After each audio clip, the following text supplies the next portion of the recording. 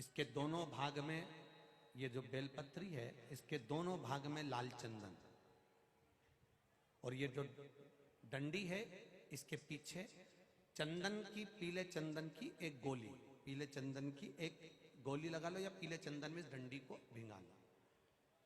अशोक सुंदरी वाली जगह पर पत्ती का मुंह जहां से पानी बहकर जा रहा है उधर, और डंडी का मुख अशोक सुंदर वाली जगह पर जहां शिव जी का शिवलिंग है उस ओर मुख कर कर, जो ये लाल चंदन लगी हुई और डंडी में पीला चंदन लगी हुई, जो इस पत्ती को समर्पित कर देता है, मंदिर में जाने पर जिसके विवेक में गलत सोच आ जाती है, गलत बुद्धि आ जाती है, गलत सपने दिखते रहते हैं, गलत विचार आते रहते हैं, दिन रात आंख फड़कती रहती है, हर पर ये सोचता रहता है कि एक्सीडेंट ना हो जाए, ऐसा लगता है इनके साथ कुछ गलत ना हो जाए, ऐसा लगता रहता है कि बच्चे के साथ कुछ गलत ना हो जाए, उसको सोमवार की अष्टमी के दिन एक बेलपत्र, लाल चंदन दोनों पत्नी में, पीछे पीला चंदन अशोक सुंदरी वाली जगह पर समर्पित कर देना चाहिए, तो जिंदगी में वो भय और गलत सोच समाप्त हो जाए। दृष्टि में वो सोच आती ही नहीं।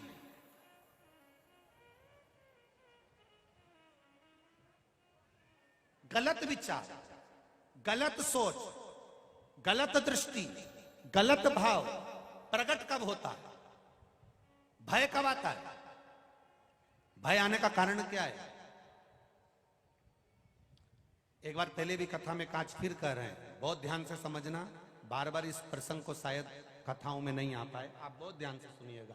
ये शिवलिंग, ये जलाधारी, ये जलाधारी का जल बहने वाला स्थान, ये गोल जलाधारी है, ये शिवलिंग रखा है, ये जलाधारी है।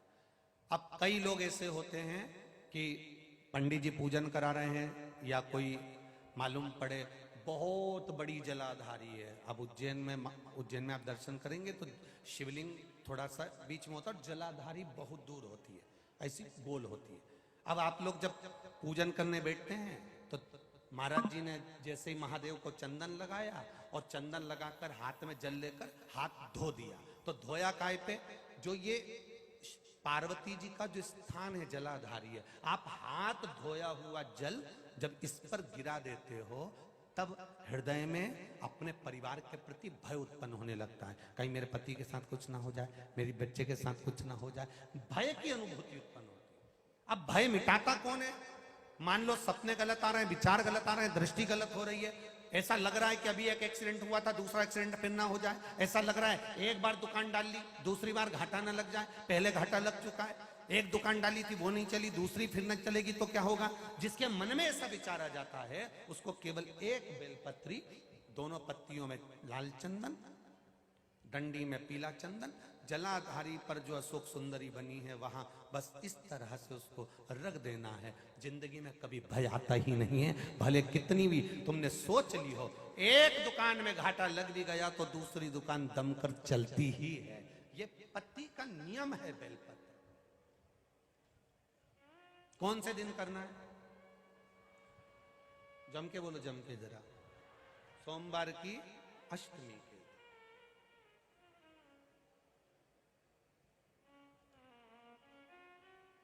शिव तत्व का